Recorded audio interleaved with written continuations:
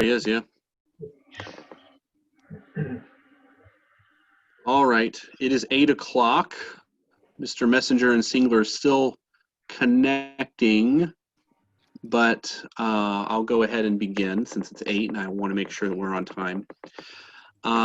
Welcome to the Chapter 10 rewrite meeting.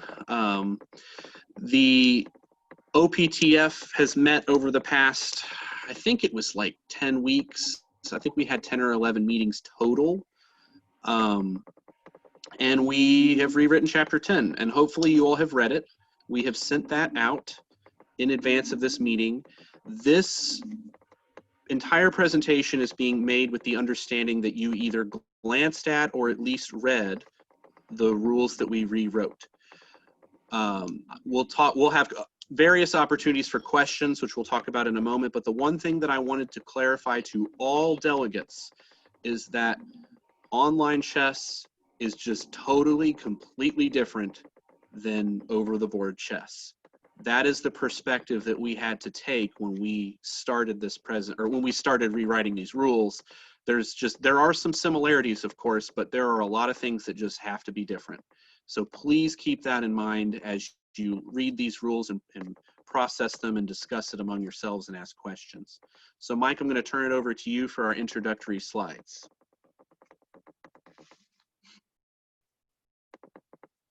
Of course, you have to unmute yourself. There you go. Yeah, I did. Yeah. And Carol's already turned it to the next slide. Mm-hmm. So somebody needs to mute themselves because I'm getting echo back and forth. Okay, okay. So, folks, so you can see, this is what we're going to talk about tonight. The people that are presenting tonight were all members of this online play task force. And just a little bit of background for everyone's knowledge.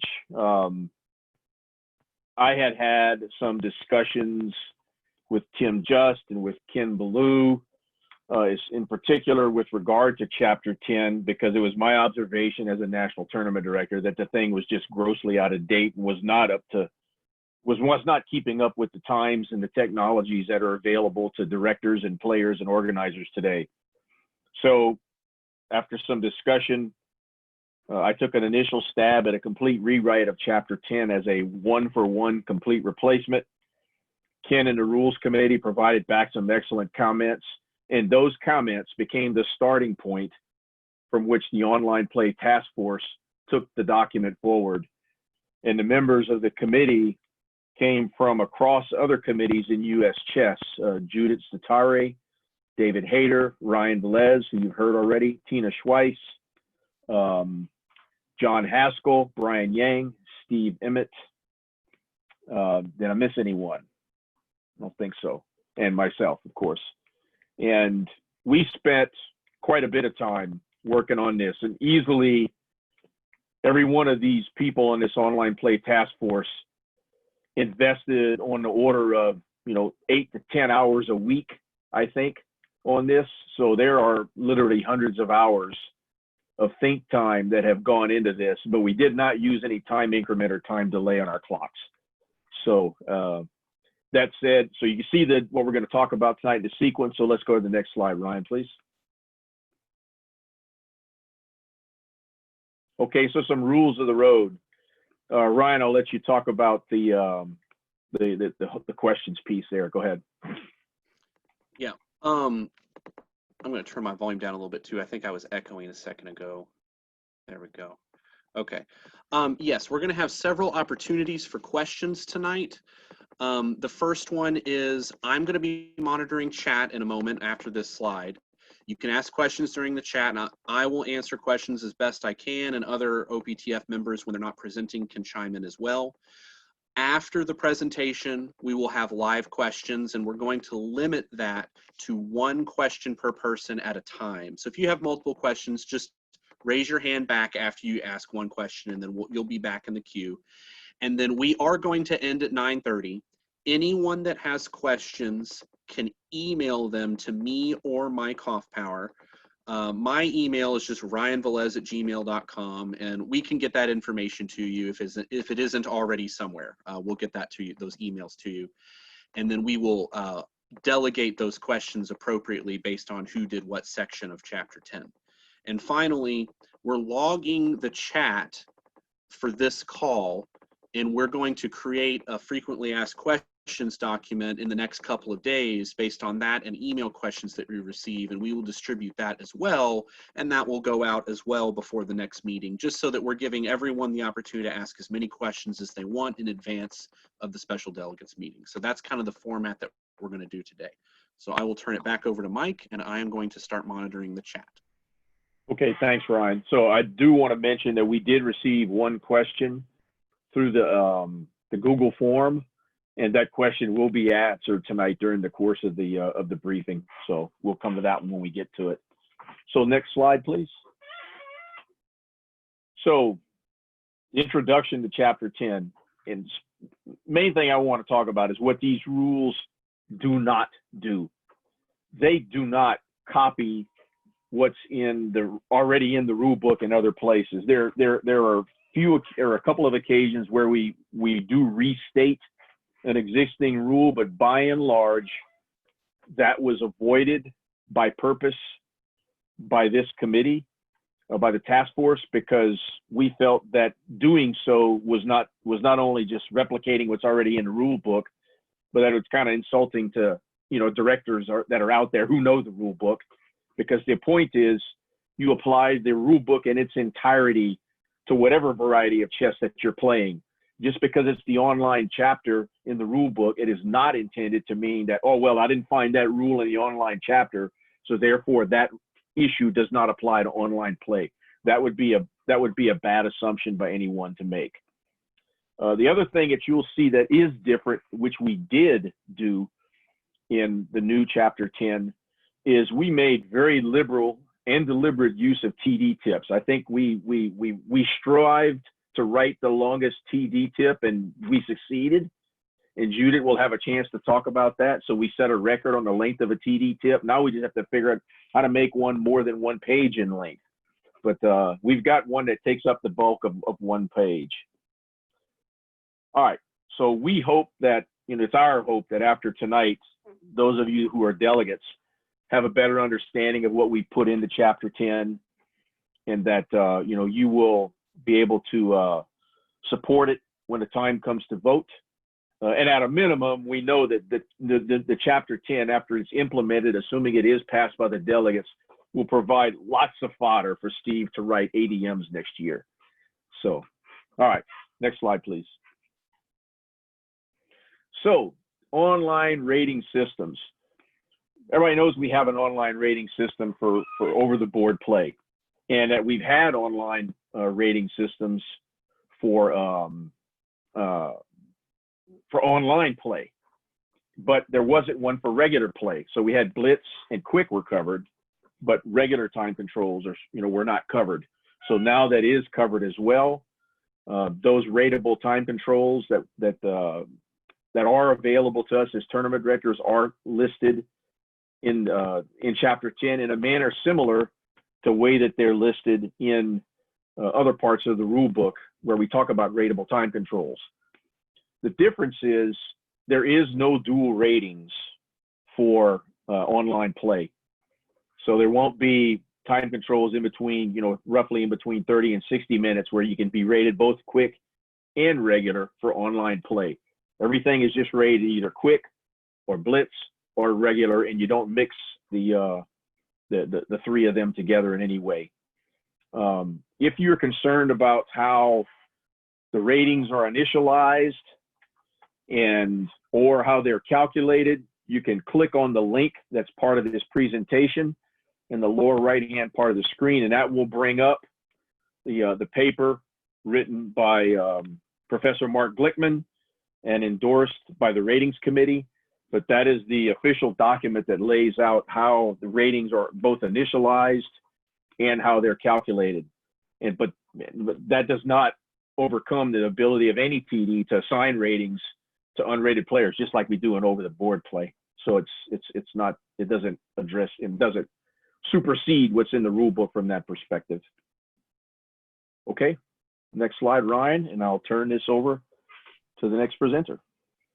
And that would be me. Welcome, everyone. So the next rule is what tournament formats are acceptable.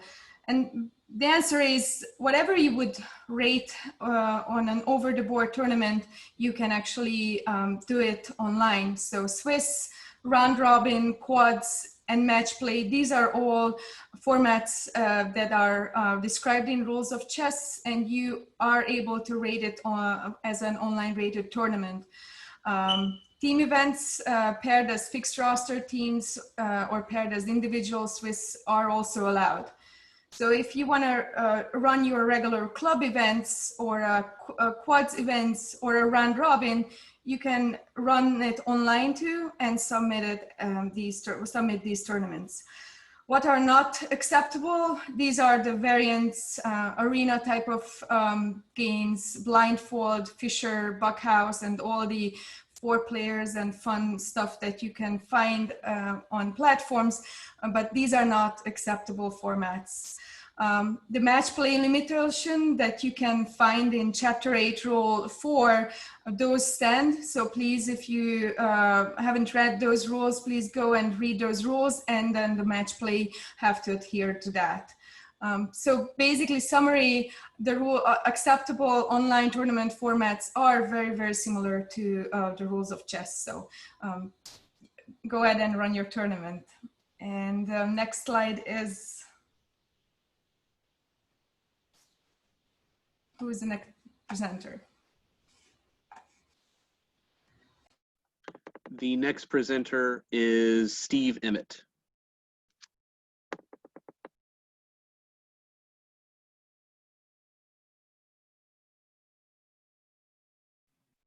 Steve, make sure you unmute your mic.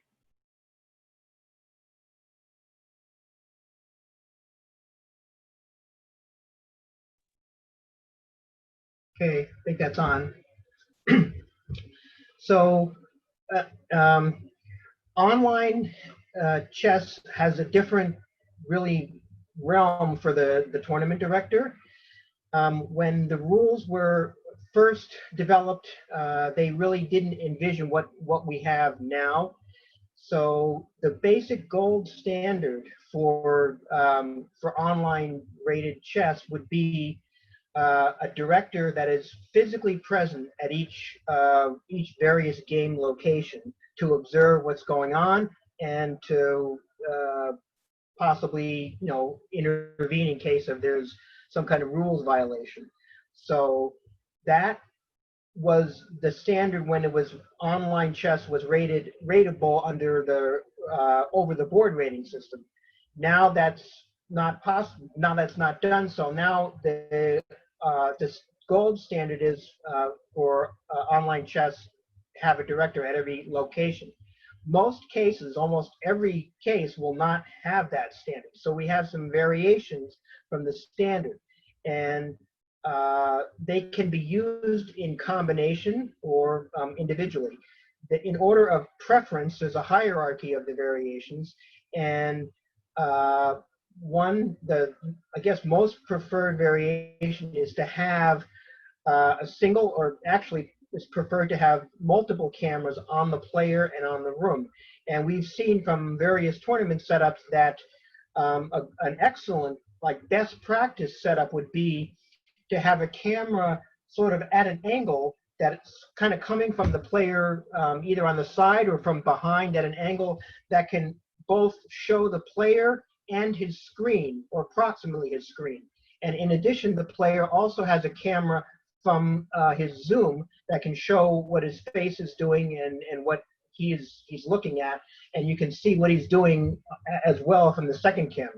Second camera is something that's sort of a best practice, but it's not really something that's realistically expected at the current time, although it's something to strive for. But the single camera is definitely something that's needed just so we can focus on the player and what he may be looking at if it's not his screen while the game is going on.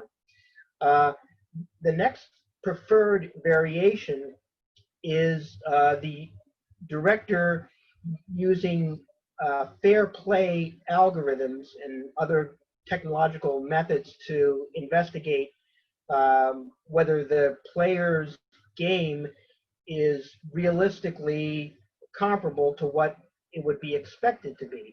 And one way to do this, and the playing platforms themselves have their own, sometimes proprietary systems to investigate whether or not there's something funny going on with a player. If his moves tend to be really matching the first or second choices of chess engines, that can raise a red flag as to why someone who is rated 1400 seems to be move matching, let's say Fritz, like 99% of the time, even if it's after the opening and it looks like there's complicated positions, it seems to be still matching the moves. Also possible with that, and it's extremely desirable, is to have some additional evidence of something unusual going on. This is where the camera is important, because you can focus on the player. If it's one camera, you can focus on the player's eye movement and see if he's looking or at the screen, or if he's looking sort of to the side or above and beyond.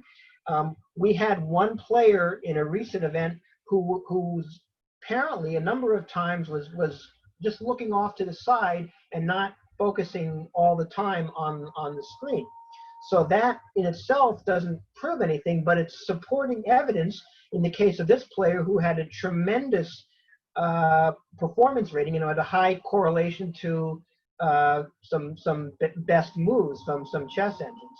The third or least preferred variation is sort of post-game analysis not by the platforms, but by the tournament directors or staff hired for this purpose.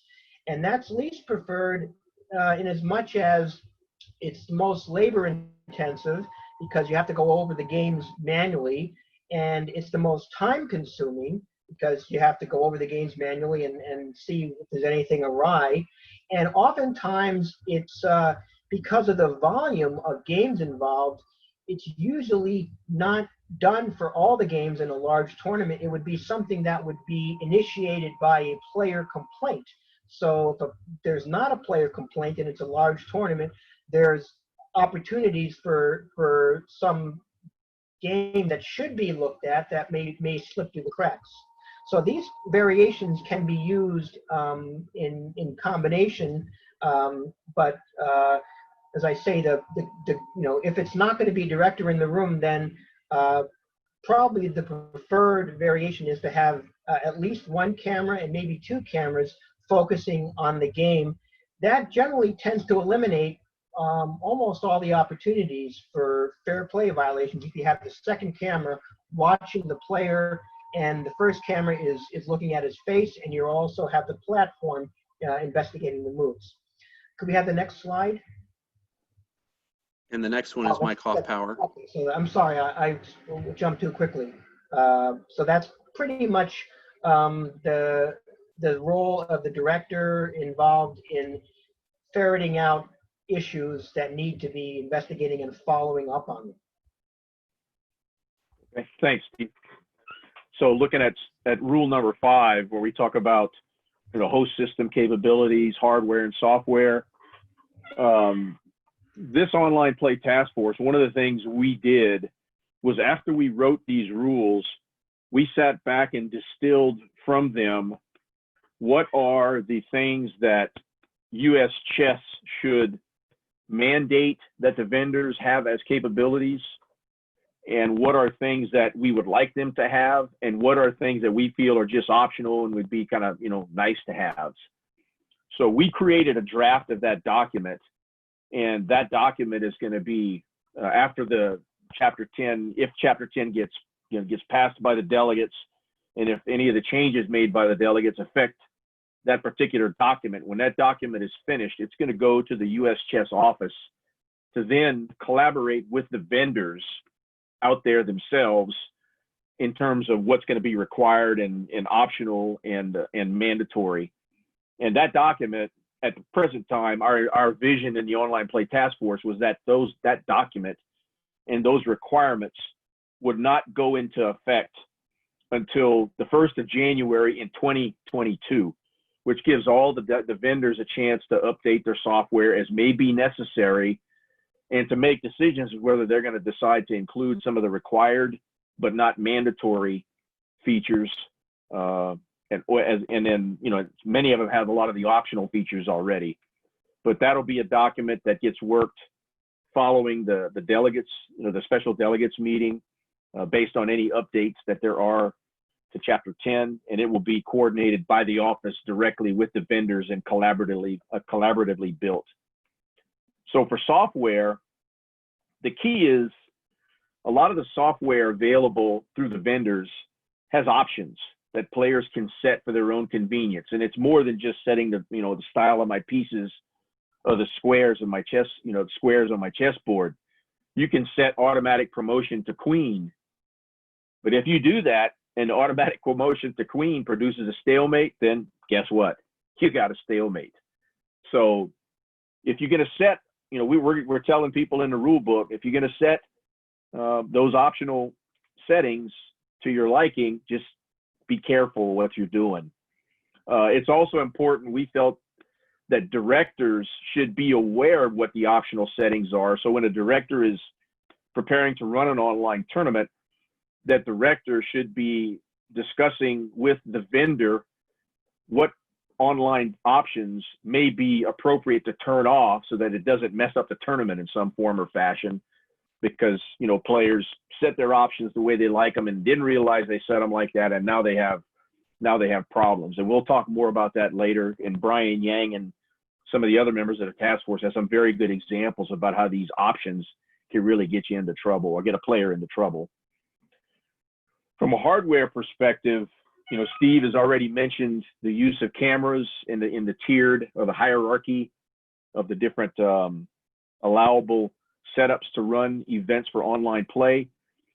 But we think it's important that players just invest in some good equipment, because it doesn't say it's expensive equipment, it just says good equipment. In particular, equipment that you've used and equipment that you trust as a player. Because if players are using something that they just bought yesterday and they're having a lot of mouse slips or they're having a lot of issues, that the player has nobody to, you know, to look at but themselves in terms of what's causing the problem.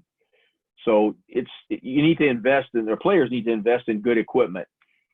And if, as a director, because there is an option that we envisioned where an organizer may set up some hub sites from which people can show up and all play at.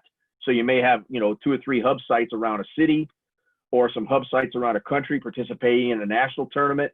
And if the director or organizer are providing that equipment, or if the director or organizer are allowing people to walk in and plug in their own equipment, then either way, you have to allow time for this. And especially if players are going to use the director provided equipment, players coming in, you know, an hour or 2 early just to get used to the equipment, to understand how it functions properly and to be comfortable with it, so that when play does start, they're not making mistakes and then say, oh, well, it's not my fault. This is not my equipment. It's the director's fault. So the players have to be comfortable with it. And once the play starts, you know, that's it. The other point is at the bottom, there's this point about using multiple service providers. There's some exceptions in the event of some extreme conditions, but you can't plan to play round 1 with this vendor, round 2 with a different vendor, round 3 with a completely separate vendor from the other 2, and round 4 with yet a 4th vendor. That's just not going to be rateable. And the problem is it significantly and almost totally disrupts the ability of any of the fair play algorithms that those vendors own to pick up on the cheating. So, because the vendors don't just rely on what you do in a specific move of a game, it's a pattern often over multiple games that really exposes someone who's violating fair play. So that's it for host systems and hardware and software. Ryan, back over to you. Yeah, I want to add one thing to that. For a lot of organizers who are trying to sell this concept to players, because, you know, nobody likes buying new stuff, even if it's just good versus best equipment or whatever. A lot of really good webcams for the purposes of what we're, you know, recommending don't cost more than a chess clock. You know, I've told a couple of people that who've been you know, looking into this idea. So it's not the most crazy thing to ask people to do, but I just wanted to point that analogy out. The next person to speak, I believe, is Judith. Yep. Okay, so event-specific rules and all the details. The communication is key. Treat all your players as the first time they come in, because online play is so new to everyone that if you're starting to offer online tournaments, you really have to communicate every single detail, and that's the key to your success. So clear and detailed communication of event rules and conditions.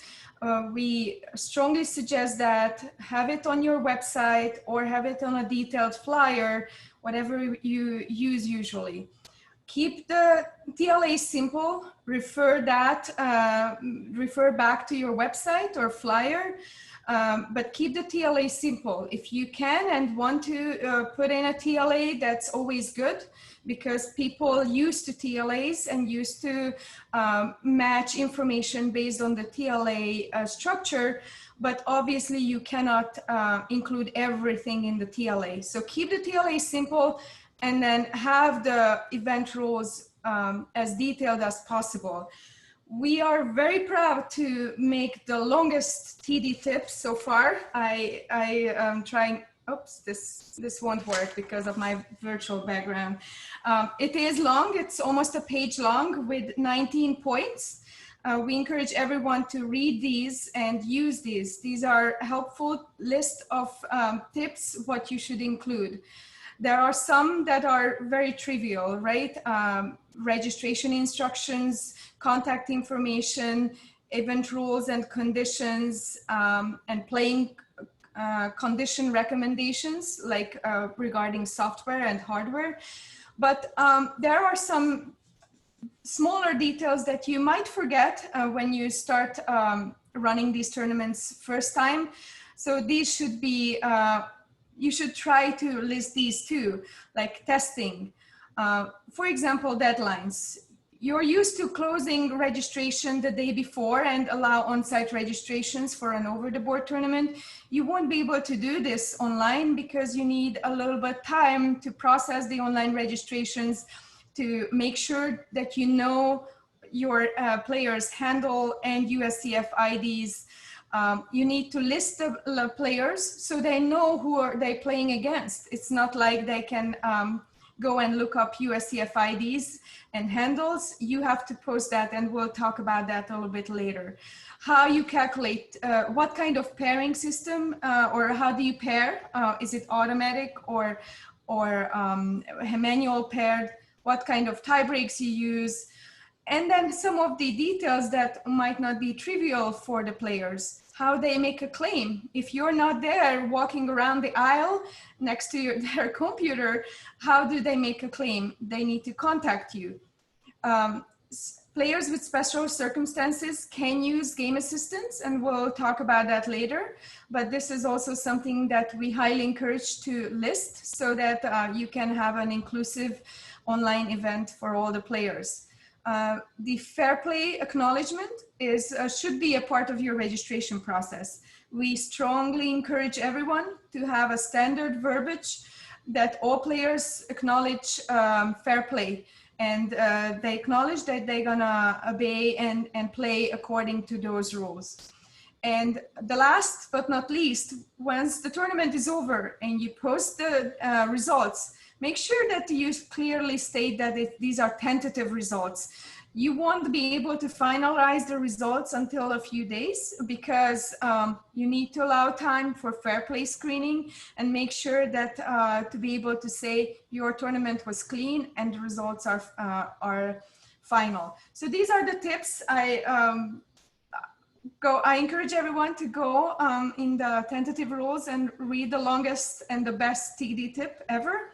And with that, Tina, I think you're up next. Okay, so it's important to help players understand terminology and the difference between registering for the tournament and, for example, joining the tournament when it opens. So a lot of the online tournaments are run via online clubs that you have to create. And you know, having them join the club with their online handle is not the same thing as registering for the tournament. You know, ultimately having them click on the tournament the day of the event is not the same thing as registering. So registering is really the same as you've always done. So if you use, you know, JotForm or Google Forms or King registration or your own proprietary system, something on your website, you can continue to do that. Currently the platforms, you know, they may in the future, but currently the platforms don't have the capability to, you know, take registration and payments for tournaments. So that's something that's likely to continue to happen the way that you always have. You're going to have to cut off registration earlier than normal. There's not going to be walk-ups. There's not going to be very late last-minute registration because a lot of these platforms and the way that you organize online tournaments require you to then invite the players with their user ID to join the club that is going to run the tournament. And you got to get all that set up in advance. So it takes extra time. And it's not something you're going to have to make sure that the players are aware. There's no such thing as walk-ups really in an online event. They're going to have to register in advance. And you need to be, for people to be able to see who they're actually playing. So, you know, it's going to have their actual name, US Chess ID, rating, all of that, as well as their online handle.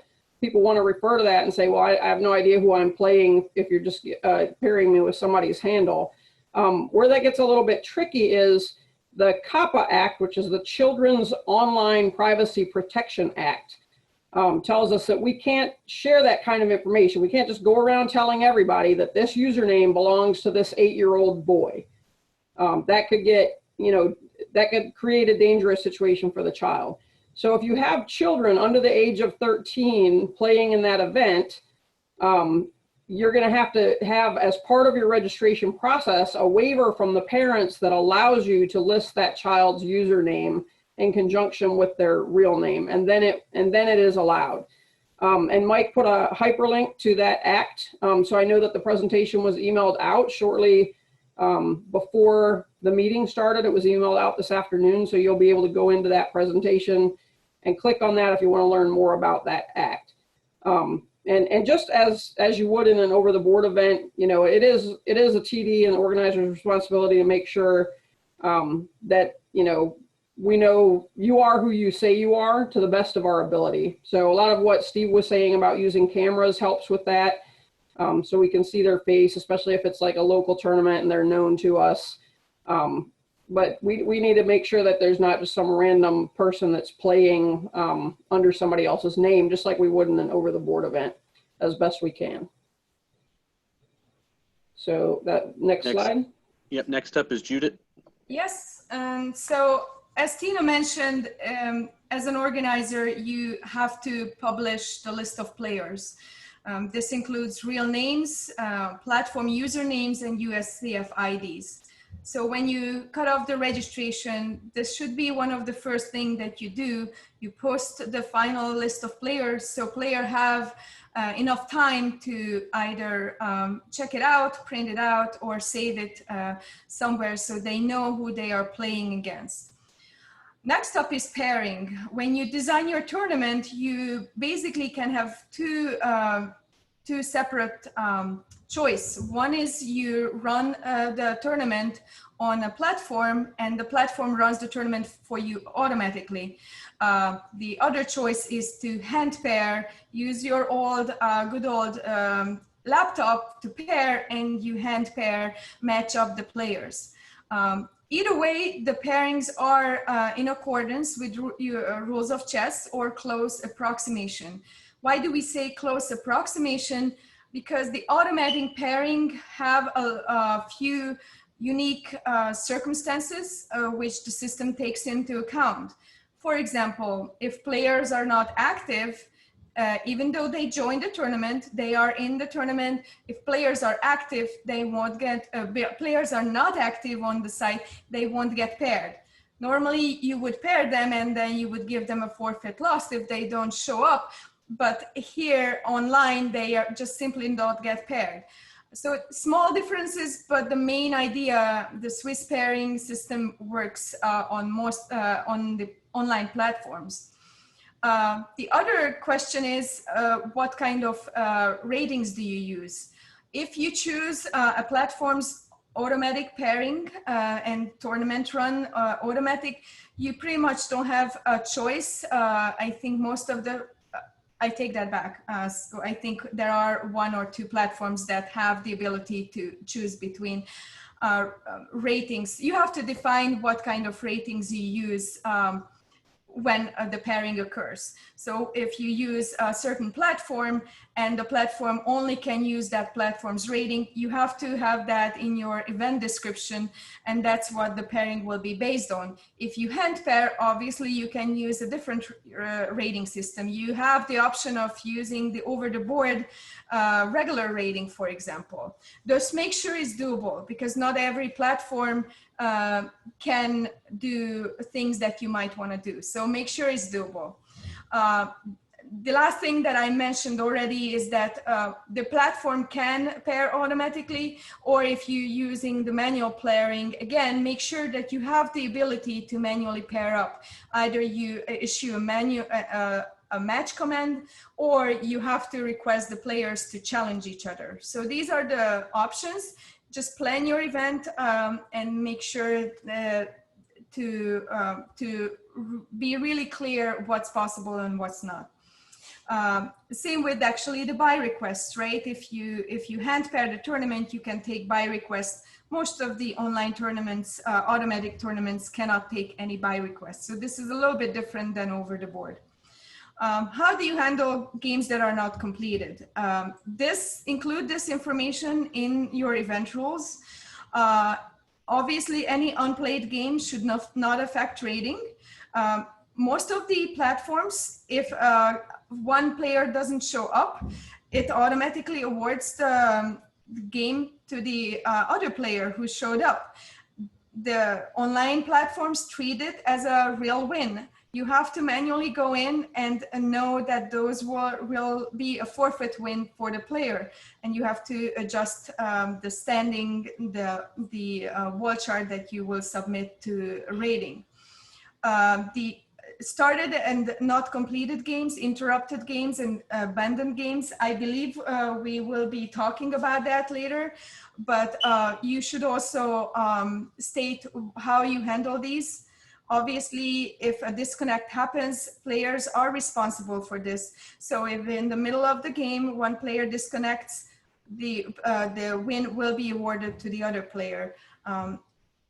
So plan and make sure that you know what's possible and what's not, and practice and practice and practice. Every single tournament you run, you're gonna be a little bit better. And if you run 100 tournaments, you will be run almost perfect tournaments, but with every tournament, we learn something new. So that's the best you can do for your players. And I think, Brian, you're up next. Hey, good evening, delegates. So the online chess rule is very similar to basically our chapter Rule 16. What is a chess clock? And why do we need an online chess clock? Well, as you can tell, we're doing this live chat right now. Is it really live? No, there's some lag. So every time I make a move, it's going to take some time to get to the service provider and then to your opponent to see that move. I can't tell you the many times where I thought I sent my move in and the server says, nope, you ran out of time. You know, it wasn't reached to us, so I lost the game. So why this rule exists? So first off, there's a friendly reminder that both players have to have the same time controls. We're not interested in your Armageddon games or odd games.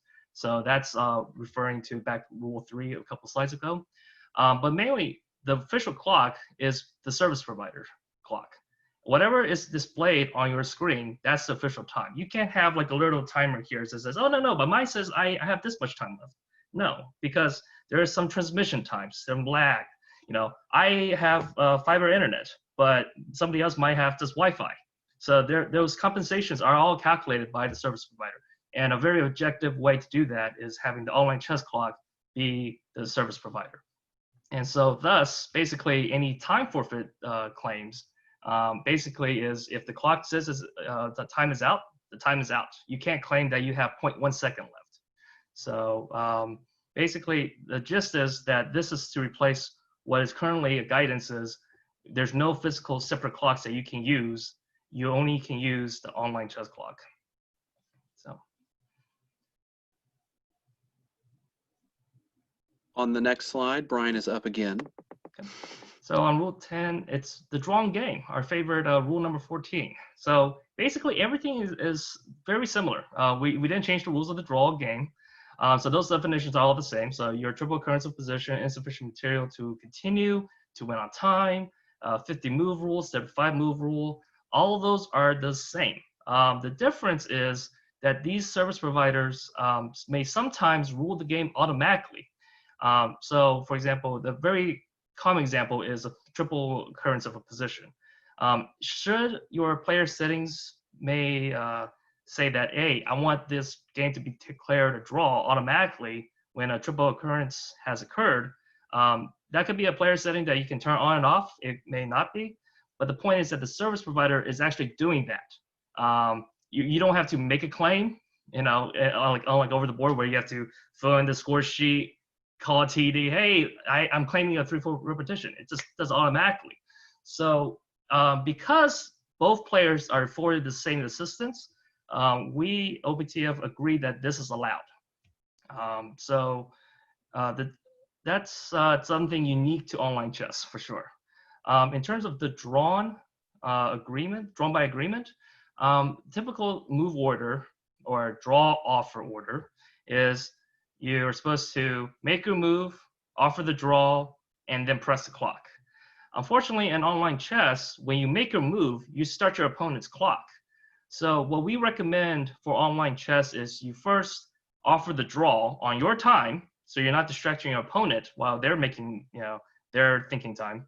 So you make the draw offer on your time, and then you make your move, which is completely different from the over-the-board chess. But again, it is online chess. One thing for sure is definitely double check with each service provider what kind of rules they're using. So some servers are using US chess rules. Some are using FIDE laws of chess. And as some of you directors and delegates know, that there are different rules for what is a draw. Like FIDE recognizes what helpmate is. US chess says, no, you only have one piece, you know, and knight can never mate. A lone knight can never mate, discuss. So, you know, definitely double check with the service provider whether or not you're using US chess rules or FIDE rules, whether or not you as a director might even change the rulings of what the automatic rulings are, and notify your players in your pre-event publicity. So with that, I would address this to Tina. Yeah, I'd like to add one thing. This is a perfect example of how the rules are different than over the board chess, how these, you know, how draws are done. It's a really important thing to understand. It's just different. So keep that in mind again as you learn these rules and internalize them. Next up is Tina. Okay, so in addition to the fair play, which is a huge focus, and we'll talk more about that as we go along, one of the biggest issues you're going to have to deal with is games being interrupted. So there's a lot of the platforms that were out there have been around for a long time. They've had a fairly steady customer base for years and years and years, and suddenly we're in a global pandemic and they have 10 times the number of players on the platform that they usually do. And they've all been working very hard to, to increase that capacity and stabilize them. But for a variety of reasons, you're going to have times where the system crashes. It could be the whole platform comes down on its own for whatever reason. It could be, I know there was one case with a platform a couple of months ago where it just got so unstable that they had to take it down and do a hard reboot. Happened in the middle of a blitz tournament that we had going on. And then sometimes the server is actually throwing out kind of, because it is destabilizing, kind of causing random errors. So sometimes it'll crash and take down every game that you still have going in that round.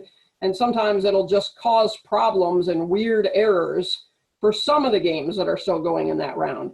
In that situation, it becomes much more difficult to tell whether that's the player's equipment at their house or their playing site, or whether it's the server that's causing the error. You know, if you have one player who is having a problem every single round, you know, and there's just certain types of problems that indicate, you know, that's probably you. If you have a, you know, a player that contacts you, a parent, and says, well, my child's Chromebook just shut down. Well, that's obviously a player error and not a server error. Some of the other ones are a little harder to tell. But the bottom line is you're going to have some sad players who say, I didn't get to finish my game. It was interrupted by some sort of a glitch. So we have to figure out how to deal with those. Same thing as, well, Mike was mentioning the idea of the hub site. Sometimes a whole hub site could go down as another type of glitch that happens. So there's kind of a hierarchy of how we want to deal with that. Ideally, and most platforms that are out there don't yet have this capability. Ideally, we would like for the platform to be able to save the last known position in any game, you know, before something crashed. In that case, you know, once the system comes back up, you could literally just retrieve the games in progress. Hopefully it stopped both clocks, and you could just continue from there. That would be ideal. We're not there yet with most of the platforms that are out there. So, you know, we mentioned at some point, you can take manual notation if you'd like to. We don't want to lose that skill, you know, especially during a regular rated game. You can't use that notation to make any kind of a claim with the TV, but as a backup, if the server didn't save the position, we can use, if the players agree, some manual notation to try to help reconstruct games and get them going again. So that's another way we can do it. The players agree on the position.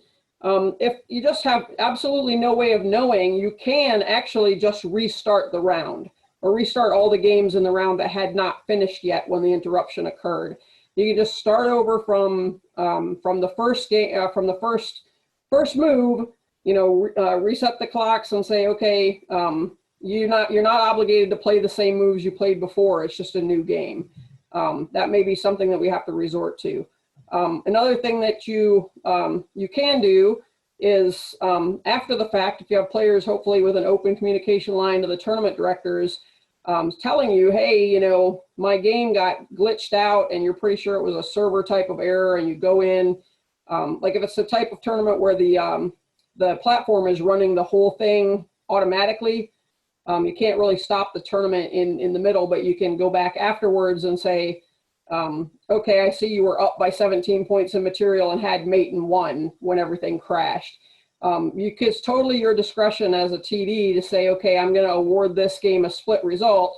The guy who didn't glitch out still gets to keep his point, but I'll go ahead and award a point to the, to the guy that had some sort of a crash, because we can't identify for sure whether it was their setup or the server that caused the error. So there's all kinds of options that you have as a director to deal with these things when they happen. And it will be one of the most frustrating things for your players if it happens to them in a tournament game. Next slide. Next up is Brian Yang. Hi, so to continue on the special player preferences, one of the things that we can turn on and off is pre-move and automatic promotion. But before I get to that, one thing that was difficult is what are we doing with the Chapter 10 rules? And ideally is we don't want to contradict what was in Chapter 1. So we didn't ignore touch move. We acknowledged it, but we find it infeasible to enforce. Because mainly, it's actually impossible on basically all servers to make a legal move. If you can't cancel through check, that's probably the most common one. And so, enforcing touch move, it's probably not even possible other than, a person clicks on a piece, which conflicts with, later on I'll discuss is the pre-move. And such also, mouse slips, that's a legal move, but that's not the intended move that you wanted to make. So I claim touch move. Well, that's not happening in online chess. Okay, and that's also a rule in 10G, which is accidental release of a piece. If you release a piece on a legal square, that's where it is. And I'm sorry, you're stuck with that mouse slip. So mouse slips do happen. And obviously, there's no takebacks over the board. And so as such, there's no takebacks for online chess. So that's in regards to touch move. And in terms of these special settings, these are software settings that the service provider gives you. Whether or not you want to turn it on or off is up to you. What pre-move is basically when your opponent is making their move, you can preemptively make your move in anticipation of your opponent's move. So, for example, a very common example of this pre-move being used, especially in Blitz, is all these automatic captures. You know, so you have this rook takes e8 check, rook takes e8 check, and so you pre-move the rook takes e8 check so that you only take 0.1 second off your clock versus dragging the rook from AA all the way to E8 and spending maybe like a second or two. So that is what pre-move is. In terms of automatic promotion, again, why we can't force touch move? What do you do with a pawn that touches the last row? Like how can you tell? And which piece are you going to select? And so automatic promotion, at least here, once it's stuck to a queen, it's a queen. And like Mike said, if it's a stalemate, well, I guess you're stuck with a stalemate. So those are all settings that definitely you have to check before you start a tournament. Definitely experiment before a tournament, get used to the settings, especially pre-move. I know one vendor does a different pre-move. They stack you can stack 10 to 20 pre-moves in a row. Other servers, you can only do one pre-move at a time. So if you guess wrong, you can't execute that pre-move. So in terms of automatic promotion, obviously, if you turn it off, they'll give you, if you put a pawn in the last row and they give you a little dialog box to say, which piece do you want? Obviously that takes time, and that might be enough time for you to lose on time because you had to figure out, oh, I need to select the queen or I need to select the rook so I don't get stalemated. So definitely double check your pre-move and automatic promotions. And just like over the board chess, there's no takebacks for mouse slips. So don't expect it for online chess. So, Brian, Mike, I want to point out right here, these not so subtle differences between online play and over the board play are at the very heart of the reason why online ratings will not count toward over the board ratings, because the nature of the play is so substantially different that it would take the over the board rating system and just corrupt it to all heck. So that's why they're separate. Yeah, definitely for Blitz. I mean, there's no way impossible in real life you can move in 0.1 second. That's definitely a situation that doesn't occur. So definitely Blitz and Bullet are definitely much mouse skill, if that makes any sense. So with that, I turn this to Tina. Oh, sorry, Steve. Excuse me, Steve. Yeah, say it's Mr. Emmett, the great Emmett. Thank you. So in the issue of scorekeeping, this is one of the areas where it makes online chess much easier for the tournament director. The scorekeeping and the player too in many respects, because the platform keeps score of the game. So the players really don't need to keep score of the game. Some players may want to keep score, and this could be an invaluable situation if the system crashed and you needed to reconstruct the position at the time of the crash. A manual score sheet might be very helpful to do that, but you cannot use that manual score sheet outside of the emergency situation of a system crashing, like was previously described by Tina. The score sheet cannot be the basis of any claim. Having said that, though, some players might just like to write the moves down. It gives them the feel of over-the-board chess.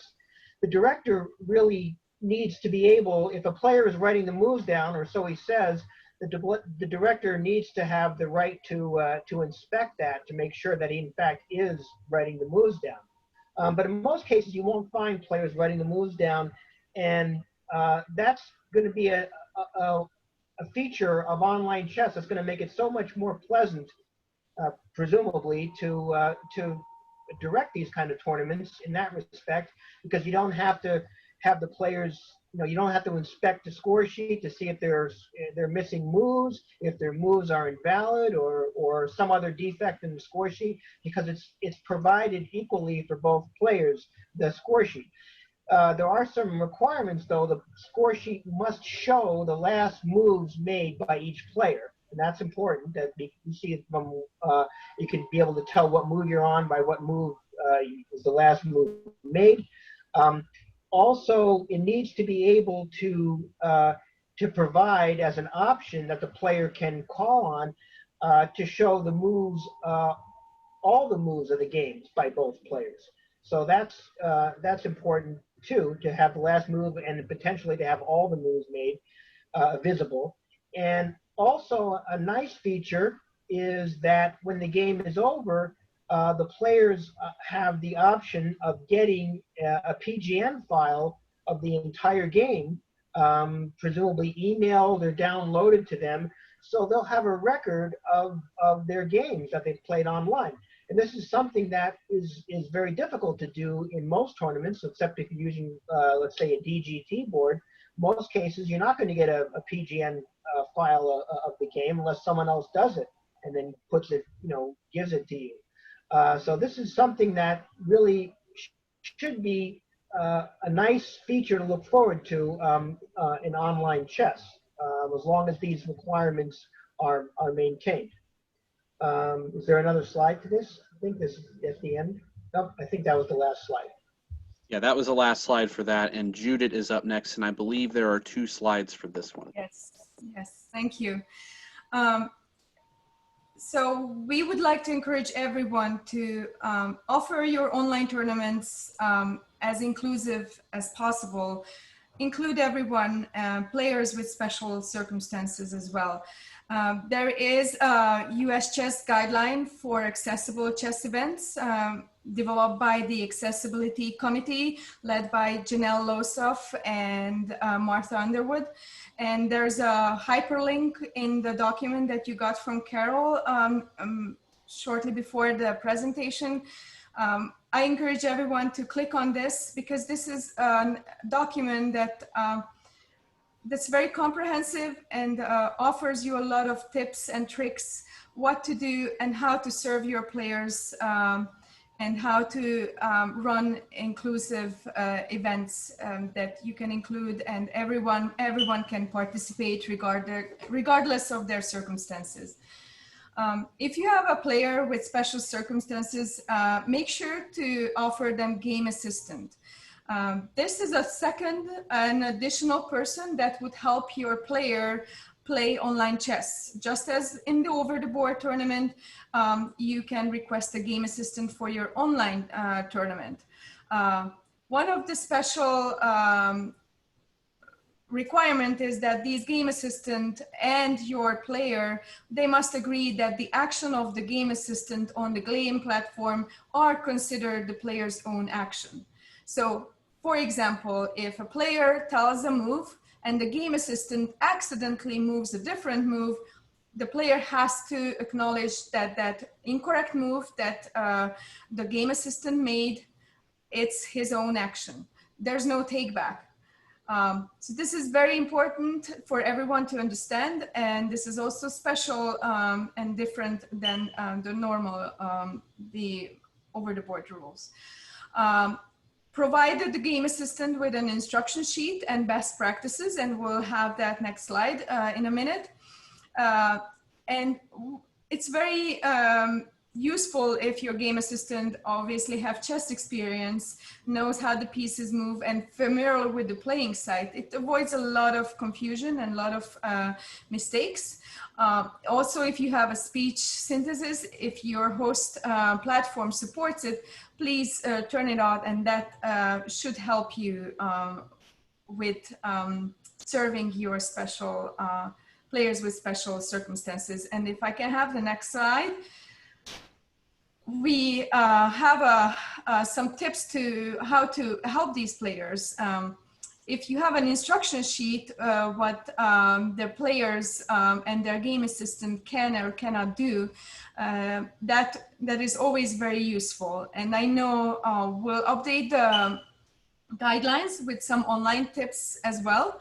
But one of the guidelines or the tips that we relay to the game assistant is to really train them to verbally confirm the move. And that helps to avoid any confusion of what moves did the player wanted to make. We have a special players this weekend, and I took the time for both players to explain how they have to play. The players with special circumstances can use an additional board on the side, and they are the only ones who are allowed to use that.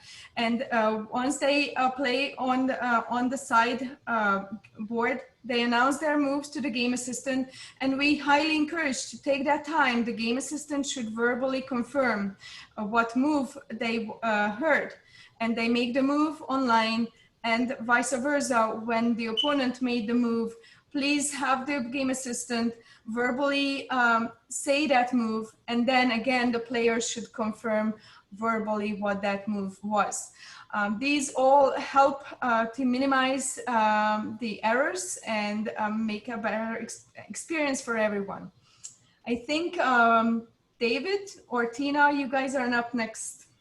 Yeah, I went ahead and gave it to Dave because he made it back in time. He wasn't sure if he was going to be here today. So Dave, you're up next. Okay, this is talking about submitting your event results to US Chess for ratings. The biggest point I want to make is that you have more time than you would with an over the board. You have up to 2 weeks. You're going to need this time because of the fair play analysis, checking for fair play violations. That's going to take you a few days, maybe even a week, depending on the size of your tournament. The players are used to getting their over-the-board tournaments rated the same day or the next day, and their prizes paid out very quickly in the over-the-board environment. So you need to make some announcements and prepare them for this, that it takes longer. Eventually they will get used to it, but right now they are not used to it, and they need to be reminded of that. Don't underestimate the required time it takes. Take your time. Once you submit it, if you find that someone cheated, you're going to have to address that via an ethics complaint if you wish to change the result. You cannot just administratively change the result once it is a matter of record. I do want to cover how to handle cheating allegations. These are serious matters. You should not allow players to be publicly accusing each other, particularly in like chat rooms of the platform or, you know, through chats, private or otherwise. That's not appropriate. If there's evidence that somebody did something wrong, then file a complaint. You should look, if you want to file a complaint, either as the director or the player can file it, they can look at how to file an ethics complaint at uschess.org. I'm not going to get into what it takes to file a complaint, but I'm going to cover a couple things.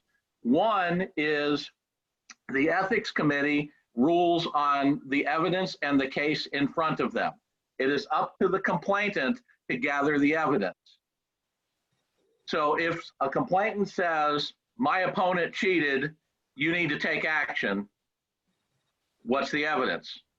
And evidence that, well, the moves match the computer. Okay, which moves? To what level of certainty? To what percentage? You know, you're going to need more than just, my opponent cheated, you need to take my word for it. That will not fly. This is where the algorithms come in. If the platform will release that information to either the director or the player, that can be used as evidence and may be given a substantial amount of weight, particularly if that platform has been found to be reliable by the ratings committee, who has looked at those and validated that the platform algorithms are in fact useful for determining fair play violations. I've run a couple of online tournaments recently for the last couple months. In every online tournament except one, we have found cheaters, every single one.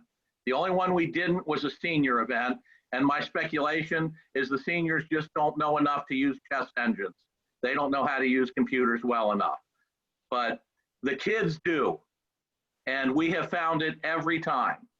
And even using a conservative estimation of cheating, which is what I've seen that we use, we are still finding 1 to 2 players every tournament. We know if we're catching 1 to 2, that number is probably double or triple because we give players the benefit of the doubt because we want the evidence to be overwhelming. So the takeaways here are you need to examine the games using fair play analysis. That takes time. You have up to 2 weeks. You should be very familiar with the ethics process if you run into cheating. And with that, I think that wraps up our last slide. Yeah, one point I want to add, David, to what you said is that I think most everyone on the call is aware that U.S. Chess is running a process, and David kind of alluded to it, whereby the fair play methodologies that are in place among these vendors is being scrutinized by U.S. Chess. So there are members of the ratings committee, the PhD statisticians, who sign a non-disclosure agreement, and they literally look under the hood, so to speak. And then they come back to the executive board and to the U.S. Chess office and recommend whether or not that vendor's methodology should be endorsed and that it is viable. And so far, they've looked under the hood at 2 different organizations. One organization's method has completed the endorsement process, and so their endorsement letter is public. Another organization's is still in the process right now, and I would anticipate it being completed sometime in the next 2 to 3 weeks, because all of these letters get looked at by the rating subcommittee, first of all, to make sure that the characterization of the analysis that's placed into the endorsement letter is accurate. Then it goes to the ethics committee to make sure that from an ethics standpoint, there isn't anything that's of concern to a member and a member's rights. And then third, it goes to the vendor so that the vendor can understand what language is going to be made public about their service with regard to fair play. And then once they're finished with it, it comes back to U.S. Chess, and then the executive board votes on it, and it gets published just like the one that's out there now for chess.com. Thanks. I'd like to call on Judith real quick. She had one final point to make about slide 15. Yes, I wanted to point out that the submission of the events, it takes time because you have to wait for the fair play. I also wanted to point out to all the organizers and the TDs that creating the files for rating, it will take a lot more time than your usual tournament. Creating the tournament files, building up from online results, just don't underestimate the time for that too. It's gonna take a lot longer because currently there's no automated process, easy process to build those files. So just make sure you give yourself enough time, especially in the beginning when you get used to it. Okay, everybody. We can open it up for questions now. You'll need to use the raise hand button. I believe it's near the chat. And then Carol will unmute people in the order that they are raising their hands. Please also keep in mind we're wanting people to ask one question at a time, and we'll just kind of cycle through as best we can. Okay, I see Bob Messenger has a question. Yes, we had a question which came up. A lot of players were asking if they could have a separate chessboard. Apparently, some of the platforms allow that, and so my answer was, well, you can't, because under the regular rules, you're not allowed to analyze on a separate board. It would be too difficult to decide if the player was analyzing variations. But we were considering whether we should allow that. Is that I think it was mentioned, though, that that's actually not allowed by the new Chapter 10. The answer is kind of. I'm going to pass it to Mike Hoffpauir because he actually dealt with that for us. Yeah, the issue is, of course, is the player going to use the board for analysis? And these are types of things that the tournament director can write into his or her event specific rules, whether or not that's going to be allowed. Because if there's two cameras, one monitoring the player's face, another one monitoring the player's general area, then I wouldn't have any problem with somebody using a separate chessboard just to put their moves on and keep track of it that way. That's fine by me. But that's the kind of thing that the director has the flexibility to allow. But if you're using the variation 3 mode where it's just one director, or you don't have directors at every site, I would definitely have in my rules that you can't use a separate chessboard for any kind of analysis, just like you can't use a chess engine for any kind of analysis. Does that answer your question, Bob? Yes, it does. Thanks. Next up is Alan Priest. Unmute myself. I just want to make a comment. I think it's important that we let people know that if ethics takes action on a cheating incident in an online event, that may well cause the player to be banned or suspended over on the OTB side. There's not an idea that ethics is isolated on online play, that violations are for violations of the membership, and the membership is for play in all U.S. chess rated events. And I think as tournament directors, we want to make that clear from the player side too, that cheating here may impede your ability to play in any U.S. chess event. That is correct. Oh, Mike. Yeah, I would add to what Alan said because it's important.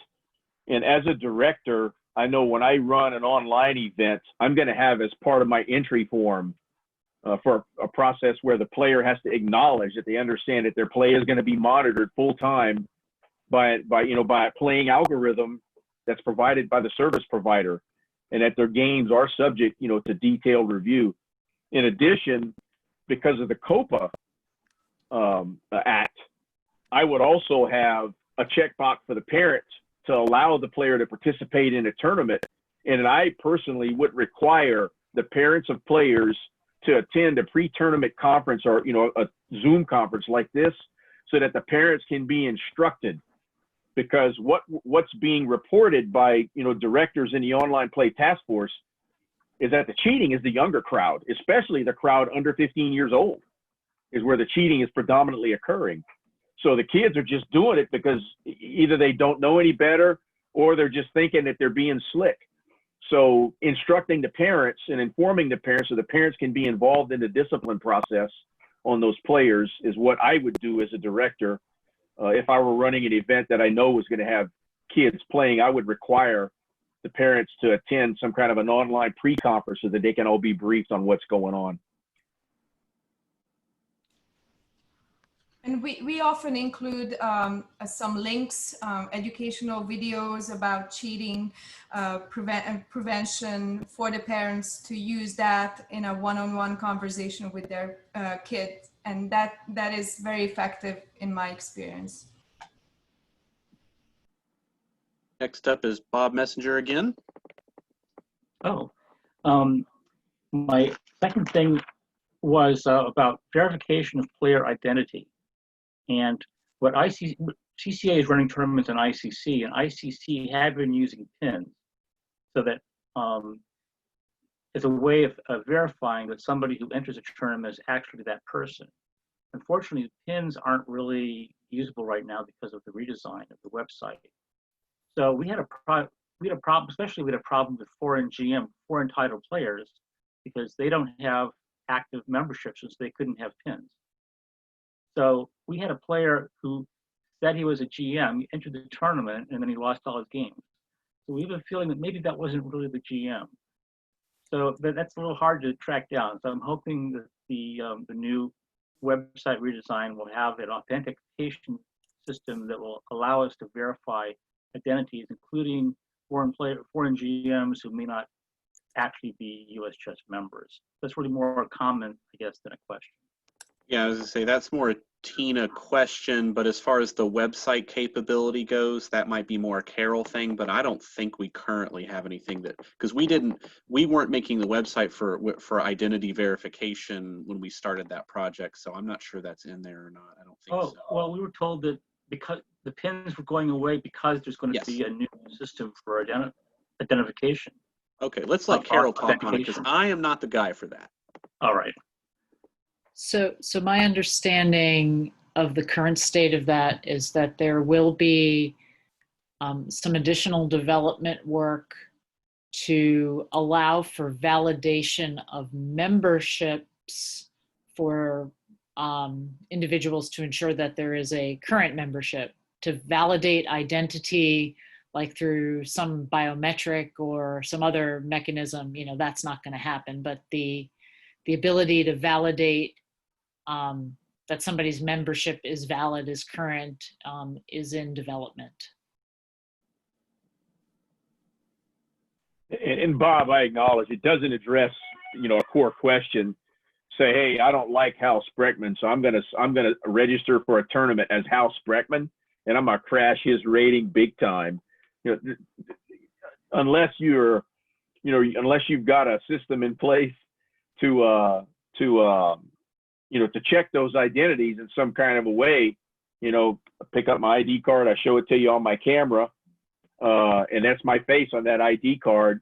Short of that, there's really not much of a way to do it right now. And I think it's an area that is ripe for exploration with further technology and for exploration with the vendors. And it's an area that's very ripe for improvement in these rules over the course of the next year, assuming that they get implemented, so that we can improve them next year when the time comes. Yeah, I just offer a suggestion because in lieu of the pin, and from an organizer that I learned from, actually he's in the room, Mr. Alosov, for foreign GMs, they're still even if you give away free entries, they're still charged $1. And the point is that they would have to put in their credit card information, and that name, Grandmaster John Doe is paying with a Grandmaster John Doe Visa card.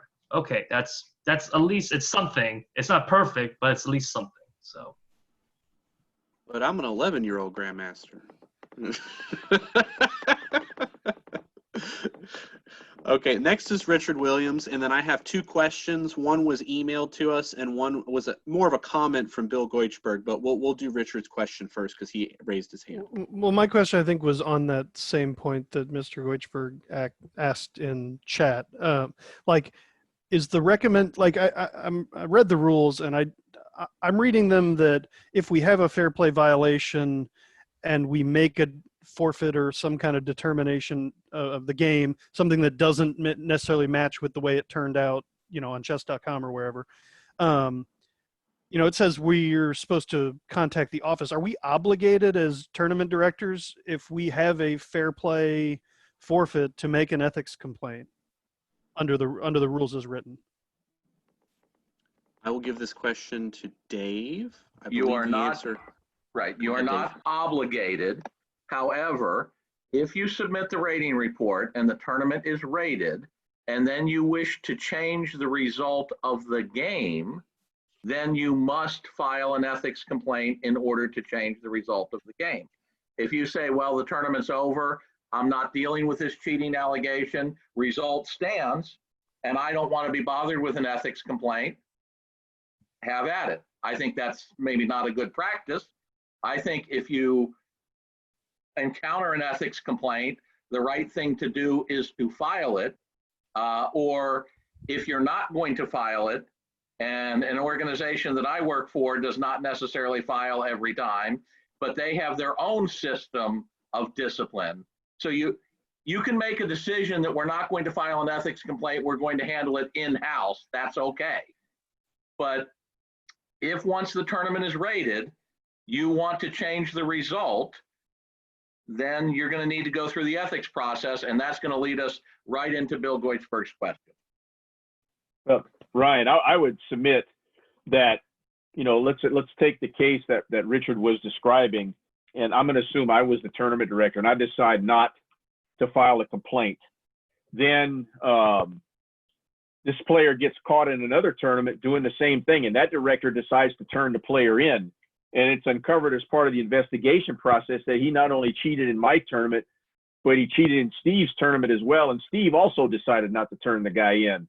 There's nothing that says that our lack of taking action could be questioned and potentially acted upon by the tournament director certification committee about, hey, look, what kind of decisions are you making? Because, you know, you knew someone was cheating, you let them go by, and, you know, from a tournament director certification perspective, we don't think that your own organizational punishment was really adequate because it doesn't take care of the problem for other directors out there who also having that same player participating in their tournaments.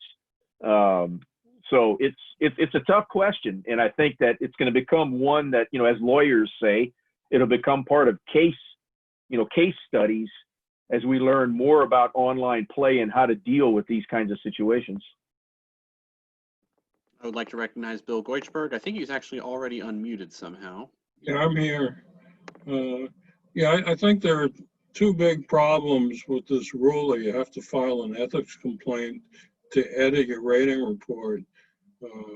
One problem is if you do file an ethics complaint, it takes months usually for the ethics committee to rule. And in the interim, the cheater's story basically prevails. Everybody sees what the cheater wants. Nobody sees what the TD wants. I think that's very bad. The other problem is it delays rating reports. Now, I know that online chess is different, and I know that rating reports are not going to be as prompt as in over the board, but I think it's still important not to delay rating reports any longer than needed. And you have these situations in which there are close cases and there's a lot of investigating going on. And we had a situation where we had many different tournaments, so the fair play went on for 2 weeks, more than 2 weeks in some cases. And I really wanted to be in a position at some point of saying, hey, let's submit this. People wanted to see their ratings. We're getting a lot of questions. And, but, you know, I didn't want to submit it because then the cheater's version would prevail if we found anything. It would be much better if we could maybe wait a week and then say, we don't want to wait the 2 weeks. We want to submit. There's still a few unclear things here. We don't think there's too much, but there is some possibility. Let's submit now. We can always edit it before the 2 weeks are up. Now, when I was thinking, why would there be such a rule? I figured maybe the office was concerned that it would be too much work because a lot of people would be editing. And if that was the case, then I would suggest much better than having the cheater's version prevail would be to have some sort of a correction fee. So people wouldn't just frivolously say, well, I'm going to submit now, even though nothing is decided. You know, so there would be some penalty for that sort of submission. So just so I can understand, you're basically suggesting that we look at, like, if you want to rate it, say, the next day, we have a 2-week grace period where corrections can be made. Is that essentially what you're tabling? Yes. Okay. I should add also, just to mention a specific problem we have, the World Open ends on a Sunday, 10 days before the deadline for the next rating supplement. And I expect that when we get to 10 days before, we're not going to make it. We'll probably have most of the fair play decided, but there'll be something that's not decided. So we have to delay the submission of the tournament for a whole month. And I know it's not over the board, but still we want people to take these online ratings seriously. I don't think it's taking them very seriously to delay them a month just over maybe 1 or 2 possible fair play violations. We could just submit, and then in the ensuing week, we make corrections, and it's not really a big deal. Who does it hurt? It's so much better for the players to see their ratings a month early. I just want to make a comment on this. The provision that you have to file an ethics complaint to update the rating report is not a rule in the rule book. It's not even a TD tip. It's not anything like that. It's office policy. So that whether the office has said, we will not accept submissions to a rating report that are cheating in nature rather than administrative in nature. That's an office decision rather than a rule in Chapter 10. I just want to be clear about that. Okay, but it's certainly appropriate for the committee to say, we don't like the office doing this and we want them to do it differently. Well, we have that, and we can definitely talk about that, and we have another meeting too. And I mean, I'm not personally against that concept. I do know that this was debated in the OPTF. We had a few issues that were debated, and this and surrounding issues was actually one of those things that was debated. So I think what we want to do is, you know, talk to more delegates over the next few weeks and in the meeting and see what they think too. But I don't think that inherently that the suggestion is bad, in my opinion. Al Losoff is next. I'd like to recognize him. Well, I'm gonna agree with Bill, and he pretty much covered my question, and Ryan did inadvertently. I think you're just talking about cheating corrections, administrative changes, because I get a note from somebody that says, hey, my opponent didn't show up. That should have been a win forfeit. And I verify that that's true after the fact. Even if it's a week later or 3 weeks later or a month later, I would still submit the correction just as I would for an online. That's correct, Al. Administrative changes can be made. So yes, and there's no timeline there. It might be good to get a sense of the meeting like they do in some of the workshops at an actual US Open, a sense of the meeting of this proposal, which way this collective group feels. I mean, I'm okay with that. I don't know if Carol can do a vote on the fly for that. If not, we can do it by email. We can do it by raising hands. Those of you who don't have a camera on, no vote for you, you know. No, I mean with the raising hands option in the participants list. Oh, like that? I suppose you could. I tell you what, let's get Jonathan Singler's question first because he's the last hand up, and then we can do that. How's that? That way we don't lose his question. All right, so Mr. Singler, let me unmute you. I saw you down in the list somewhere. There you are. Below your hand and unmute you. Okay, there you go. You are recognized. Hi, good evening, Jonathan with Alaska. There's some of the best minds in here as far as with the rules on the fair play. And a recent kind of situation, hypothetical, happened where I guess there was a player in fair play violation that was confirmed by chess.com at an unrated event, but was organized by a state affiliate. So it was handled in-house. There wasn't anything sent to the ethics committee. But because it was handled in-house with said player, where does the player's rights as a US chess paying member compared to the state affiliate's rights for excluding this player from future rated events affiliated with? Go ahead, Mike. Yeah, I mean, a state affiliate has the right to bar a member from playing in events that are held in that state that are affiliated by the state. Mm-hmm. So it's perfectly reasonable because we've done that in Virginia where we had caught a player cheating in a tournament, caught him red-handed. The player admitted it. And before the ethics case was even decided, we had already barred him from playing in any other Virginia Chess Federation run events. So, I mean, there's nothing that stops the player, you know, from the state affiliate from doing that. And the player has the right to appeal that decision to US Chess and say, my state affiliate is overstepping its bounds and is violating the terms of my membership by not allowing me to play in events here in, you know, in my home state of Virginia. But it's got precedence. It's been done before. Okay, and I guess sort of follow up with that. I mean, are we talking rated and unrated or non-rated? No, this was a you know, he was caught in a rated tournament. Okay. And for, you know, in the example you're citing, let's say that I have information that a player, and then I've gotten it confirmed through chess.com that a player had been evicted from chess.com from cheating. Okay.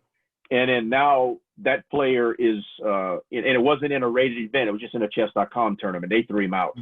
So now that player is entering one of my rated tournaments, and other members are also aware that that player has been thrown out of chess.com for cheating.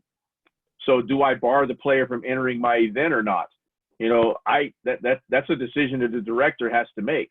And if it's a state affiliated event, then the state affiliate can make a ruling on that. But you know, I would also keep in mind that online play is a heck of a lot different than over the board play, and the ability to catch somebody. You know, I mean, it's just different form of cheating that's going to occur, you know, at the board. If it's an online event that I'm running, I would definitely think once, twice, and three times about allowing that player, you know, to play in my event if it can be, you know, because I would ask chess.com to provide me with the evidence, and they may not do that. It's quite possible they may not do it. That all we'll tell you is that, you know, he's no longer a member and was accused of fair play violations, and that's it. Because they have no reason to provide me with evidence to prove it statistically or anything, because I'm not trying to prosecute an ethics case, which is the time when chess.com would give you that kind of evidence. Thank you. I appreciate that. Okay, I'd like to recognize John Rockefeller because he raised his hand before 9:30, and then after that, the poll is ready to go, and we'll do that, and then we'll be finished. And then we will, if anybody has any additional questions, you can email them to Ryan, R-Y-A-N, Velez, V-E-L-E-Z, @gmail.com. A lot of people misspell my last name with V-A, it's V-E. Okay, so I will recognize John Rockefeller. I just got to find his picture. I think he had a background that was easy to find. There he is. Trying to unmute him. Oh, I muted him. There we go. Unmuted. You should be good, John. Yeah, I don't know enough about COPA, and I just want to make sure that the invitationals aren't going to run afoul of them. And so maybe Judith can weigh in on this. But when we did the senior rapid, players were identified by their chess.com handle, not by their names. But chess.com is giving us event manager status, so US Chess can list players, you know, by their official names. So my question is to Judith: are we also going to see their chess.com handle? And then my question to the Carol and the EB is: are we going to run afoul of COPA if people can look up their chess.com handle? Because obviously we're going to have some minors there in the K-5 tournament, or some kids 12 and under in the K-5 tournament. Judith, do you want to try to take that one? Yeah, I can take it. So yes, the online, so the on chess.com, we will publish the names and the handles. I'm not 100% sure if on uschess.org the handles are published or not. Since the players and the parents are providing this information proactively, that it should be fine. And I think Carol can add to it regarding how nonprofits. But just with regard to Mike, I remember Mike saying, you know, we should get the parents to sign a waiver. We didn't do any of that. So does their participation in the tournament count as a de facto waiver? So I would say no, to be super cautious. US Chess is exempt under COPPA as a nonprofit, but the playing platform is not. And so the event is being run on chess.com, which is not exempt.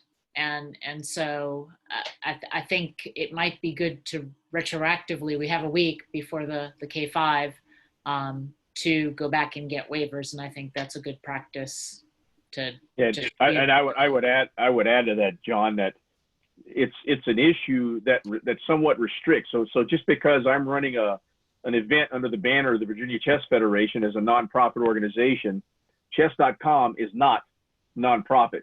So the director is restricted to the rules that restrict that vendor. So if the vendor is going to be showing results with names and tied to players' IDs, then you start to become in violation. So you have to abide by the vendor's restrictions.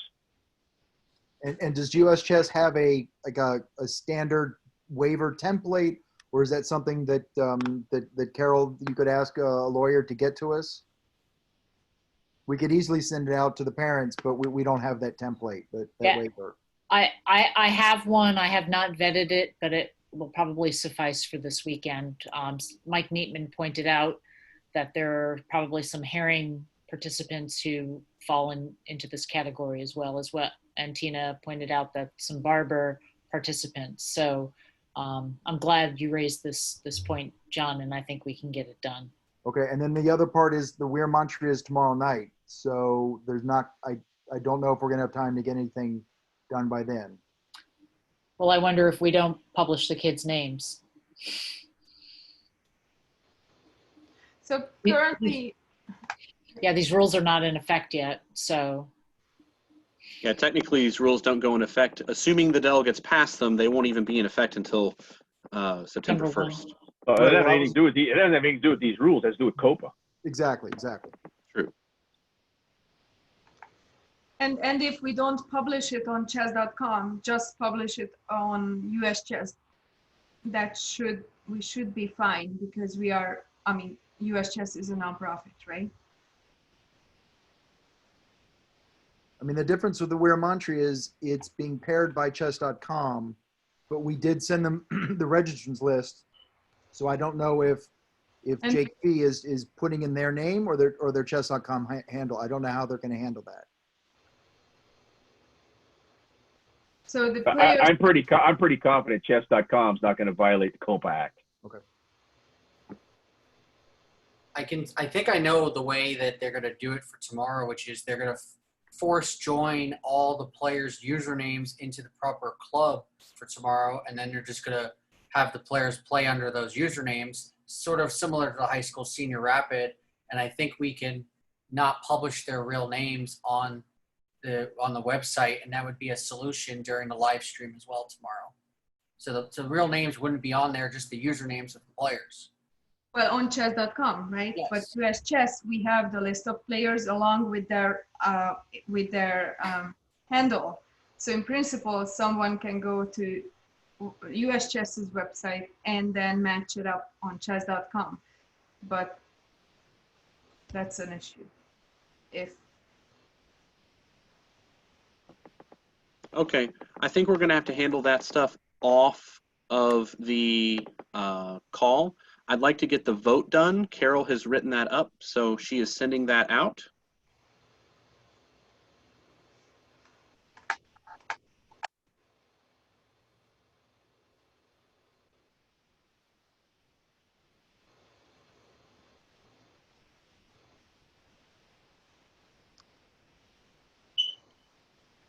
I believe I am not able to vote, Yeah, me but I neither. vote yes.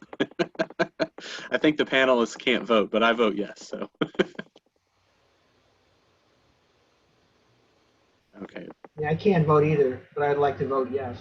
that's okay. I mean, I think most people are okay with the concept. We didn't really think about talking about a grace period when we were doing this. Okay, yeah, so it looks like 18 people out of, well, a little more than 18 people. I think, like, if I'm counting right, 24 people say yes and 3 abstain. So it looks like that's something that people like. So we will present that as a floor amendment to the rules, because I don't believe we can alter the rules that we've written. I thought it was an office policy, not a rules. It is an office policy. That's true. That's true. We shouldn't make that a formal rule. That's correct. Yeah, that's an office policy. So yeah, okay. We should still inform everyone that that's going to happen, though. I think that's a good idea. Yeah, refer to office or something. Yeah, exactly. So maybe a TD tip or something needs to be about it. So after the 2 weeks, then the office would still be correct in saying to a director, we're not going to change your cheating result unless you file an ethics complaint after 2 weeks. Yes, that's the intention behind this, I think. Okay. Well, thank you, everybody. We will take email questions. Point of and order. Ken Ballou. Sorry. What about Ken? Did he raise his hand? I guess. Oh, he's literally raising his hand. I see. Okay. All right, Ken Ballou, you are recognized. Yes, I'm just weighing in on with the parliamentarian's hat. You may, in fact, amend motions before they're presented on the floor. Okay, that's good for my knowledge and everyone else's, but for this would be a TD tip, just pointing people to a US Chess office policy, and I think that's pretty much all we'll have to do with it. But yeah, but thank you for the clarification, Ken. Okay. Yeah, we are finished for the day. If you have any questions, email them to me. We will get the FAQ out. I'll say by Wednesday. That'll give people a few days to give us questions, and then we'll have that out well before the next meeting, which is like a month from now. Maybe not quite a full month, actually, but you know what I mean. So anyway, thank you all for participating, and we will have this recording up within a day or two. Thank you.